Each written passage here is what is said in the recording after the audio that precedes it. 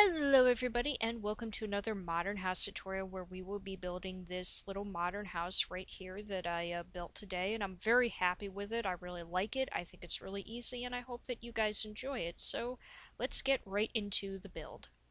Here is a map of the foundation of this build, so if you want to copy this exact foundation, then go ahead and take a screenshot right now. So we have this area that I've outlined with these spruce wood planks, and we're going to build a layer of 3 blocks high of nothing but spruce wood planks all over where I have them laid out in the ground. Now you don't have to use the map, but I highly recommend that you do, just to give you guys better insight. This is a 5 by 5 wide area with no more than 9 blocks in between each wall. So basically a 9 by 9 square in between each wall, and inset 1 block in here we're going to build this wall as well, and there will also be a doorway into there obviously, and I'll show you guys that doorway later. So where I have the quartz blocks laid out, we are also going to build these quartz walls up 3 blocks high, just like the spruce.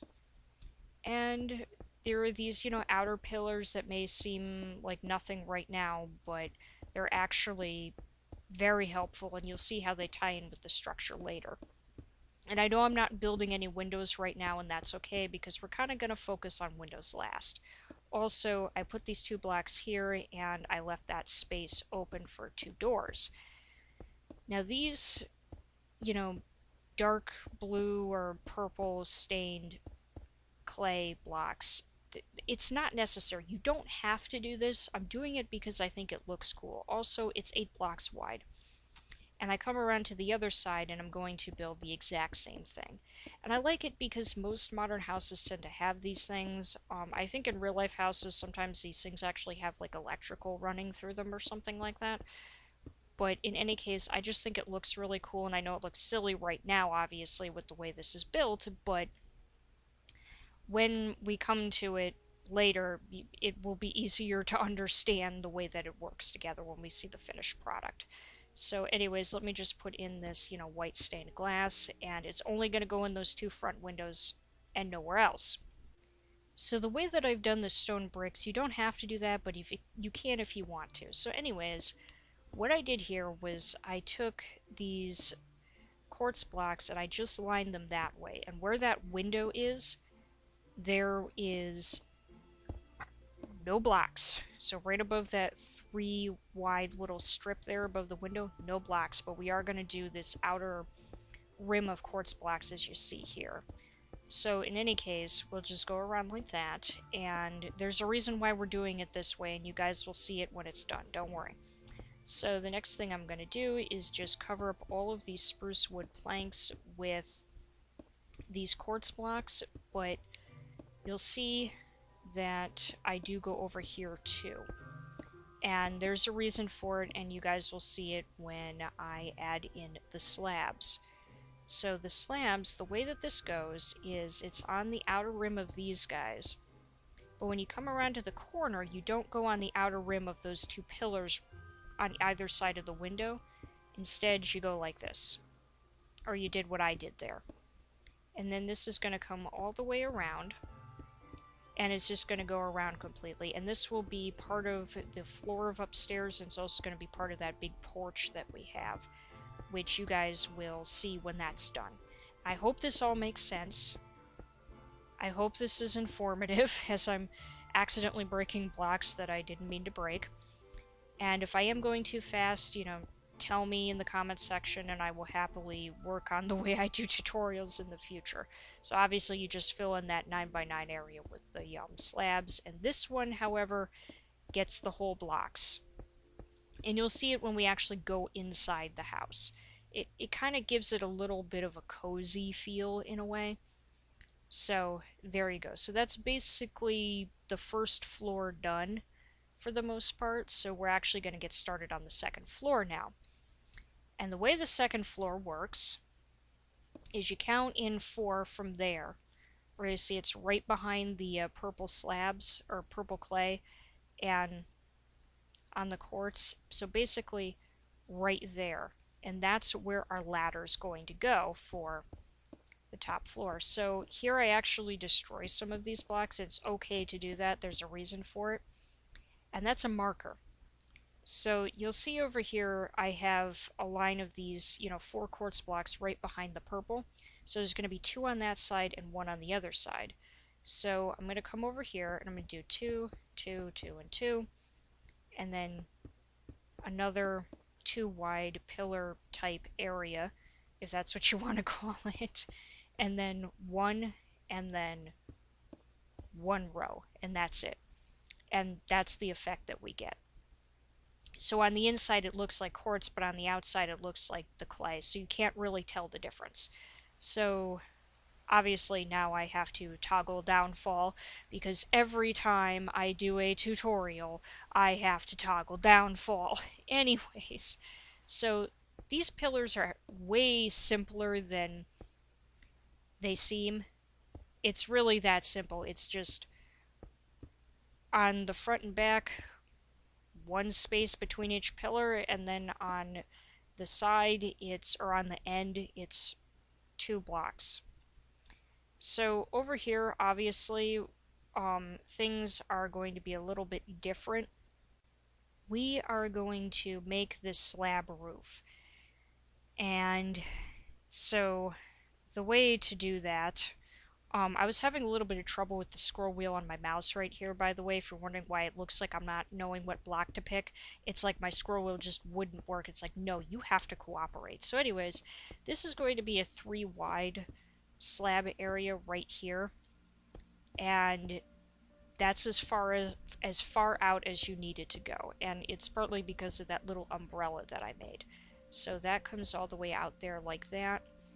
And it lines up very cleanly and very nicely with the roof or the slab section that we made for the bottom floor. The roof of the bottom floor, let's put it that way, which is also the floor to the 2nd floor.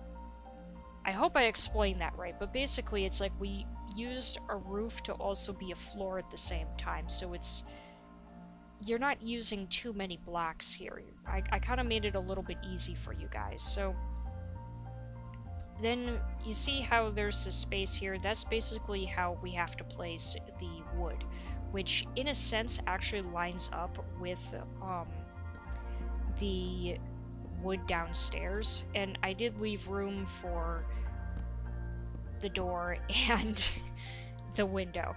God, the lag was so funny while I was doing. It's like, no, this is supposed to be a perfect tutorial with no lag or anything, but obviously didn't work out that way. So now I'll do the glass lining, and I was really undecided here of whether or not I wanted to use glass as a railing or if I wanted to use fences, and I felt like the glass was just the classiest thing, and up against the quartz it actually looks really nice. So obviously in between these pillars is windows. Now in real life you would obviously have blinds to hang in front of your windows, but we don't have blinds in Minecraft. We have basically nothing, or banners, which is a thing that I've been using lately. I've been using banners, like solid color banners, as curtains, which sometimes works and sometimes with Minecraft physics doesn't always work. But hey, it is what it is. So the next thing that I did here was actually fill in the roof for this other side, which was fairly simple. It was just basically filling in slabs. It's a lot of block placing. There aren't really any crazy architectural things you have to do with this, believe it or not. I mean, it may look that way when it's finished, but as you're building it, it's like, oh, I'm just placing a lot of blocks and a lot of pillars. Alright, no big deal. It's relatively simple, and I like making builds that seem simple but look complicated when they're done. For me, that's a lot of fun. So we've basically got the 1st and 2nd floor done, and now it's time to work on the other things that we need, which are obviously the interior and exterior decorations. So the first thing I'm going to do is put in all of the doors, because we need to have those. So door, and I actually threw away my glass for some reason, which I didn't need to do. So I was really undecided about what door to use, and I eventually decided, you know what, I'll use the spruce because I'm using the spruce planks, so it just makes sense to have the door match the wood. If the door didn't match the wood, it would be weird. And one thing I did there too, which was something that I probably took like a half an hour to decide on when I first built this, was put those two stairs right up above the doors. So in here, basically it's spruce wood for the flooring. I also left an area for the door, and that's it. And believe it or not, once I finish the interior, there's actually a lot of space here, and you can pretty much do anything. It may not seem like there's a lot of space, but there actually is.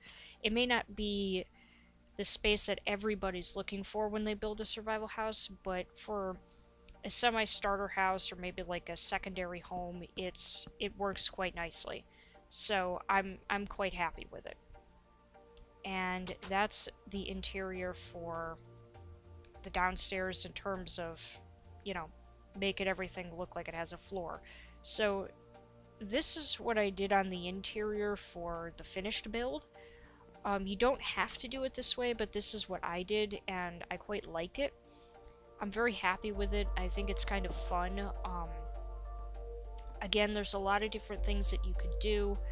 I basically just put basic things in here because I was like, I'm not really sure what to do.